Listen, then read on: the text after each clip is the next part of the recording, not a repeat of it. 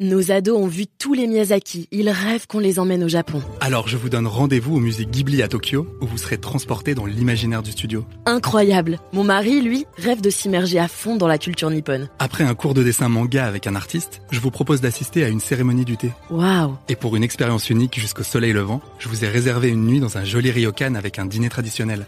Je nous y vois déjà.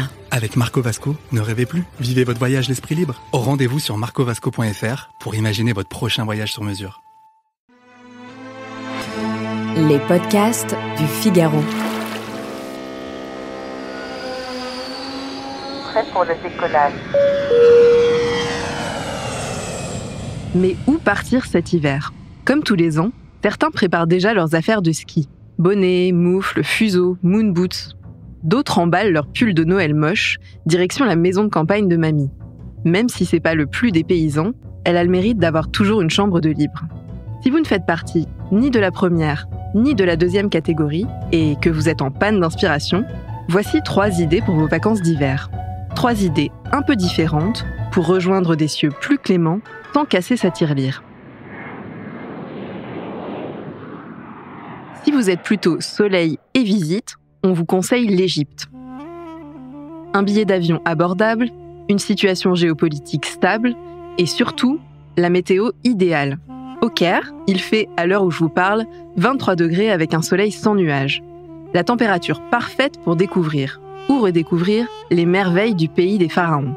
Mais aussi, la nouveauté de l'année, le Grand Musée du Caire. Et il porte bien son nom, c'est tout simplement l'un des plus grands musées du monde. En 2025, pour son ouverture officielle, 100 000 objets seront exposés dans cet immense bâtiment, juste en face de la pyramide de Khéops.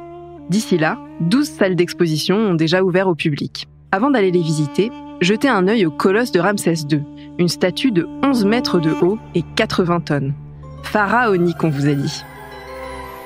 Maintenant, si vous êtes plutôt mer et ski, cap sur la Croatie. Ah, la Croatie, ses îles, ses eaux émeraudes, ses faux airs d'Italie, et ses centaines de milliers de touristes. Ce joyau de l'Adriatique, beaucoup le connaissent surfréquenter l'été. Et si le bon plan, c'était plutôt d'y aller l'hiver ? Depuis Paris, rien de plus simple. Chaque jour, même en plein mois de décembre, au moins 2 vols directs décollent direction Zagreb. En à peine 2 heures, vous voilà dans la capitale croate. Alors certes, il n'y fait pas très chaud, entre 6 et 12 degrés en ce moment. Mais tant pis pour la bronzette. Voir la neige sur la forteresse de Dubrovnik mérite bien qu'on enfile une doudoune. C'est aussi la bonne période pour une expérience décoiffante. Faire du ski en Croatie. De Zagreb, on prend le train ou la voiture, direction la petite station de Sljeme, 1033 mètres d'altitude. À la clé, une descente époustouflante avec vue sur le massif Medvenica, aussi appelé montagne aux ours. Dépaysement assuré. Dernière destination qui ravira cette fois les amoureux d'art, bienvenue au Bénin, ou plutôt Kwabo, comme on dit dans ce petit pays côtier d'Afrique de l'Ouest. Le Bénin ne figure pas sur la bucket list de beaucoup de voyageurs, et c'est bien dommage. Direction Cotonou, la capitale, dont le nom ressemble déjà à un câlin. Alors où poser ses valises ? Eh bien pourquoi pas au tout nouveau Sofitel, qui est aussi le premier 5 étoiles du pays. De là, on gagne Dantokpa, le plus grand marché couvert d'Afrique de l'Ouest. La spécialité locale ? Tenez-vous bien, les escargots. Géants et servis frits ou fumés, ils n'ont toutefois pas grand-chose à voir avec nos escargots de Bourgogne. Les plus mystiques doivent absolument faire un détour par Ouidah, à l'ouest de la capitale. Cet ancien port de la traite négrière est aussi le berceau du vaudou. Chaque 10 janvier, un jour férié au Bénin, des parades et défilés colorés s'emparent de la ville. Enfin, à une petite centaine de kilomètres de Cotonou, cap sur Abomey, où se trouve le musée de la Récade. Ce sceptre précieux est l'emblème des rois du Dahomey, comme on appelait le Bénin jusqu'au XIXe siècle. Et pour se mettre dans l'ambiance, la Conciergerie de Paris accueille jusqu'au 5 janvier une exposition sur l'art contemporain du Bénin. Oui, parfois, pour voyager, pas besoin d'aller bien loin. Il suffit de prendre le métro.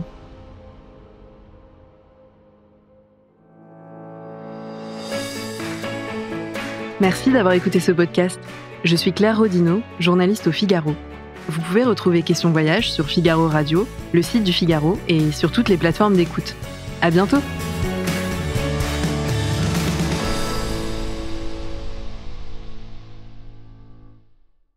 Nos ados ont vu tous les Miyazaki. Ils rêvent qu'on les emmène au Japon. Alors je vous donne rendez-vous au musée Ghibli à Tokyo, où vous serez transportés dans l'imaginaire du studio. Incroyable. Mon mari, lui, rêve de s'immerger à fond dans la culture nippone. Après un cours de dessin manga avec un artiste, je vous propose d'assister à une cérémonie du thé. Waouh. Et pour une expérience unique jusqu'au soleil levant, je vous ai réservé une nuit dans un joli ryokan avec un dîner traditionnel. Je nous y vois déjà. Avec Marco Vasco, ne rêvez plus, vivez votre voyage l'esprit libre. Rendez-vous sur marcovasco.fr pour imaginer votre prochain voyage sur mesure.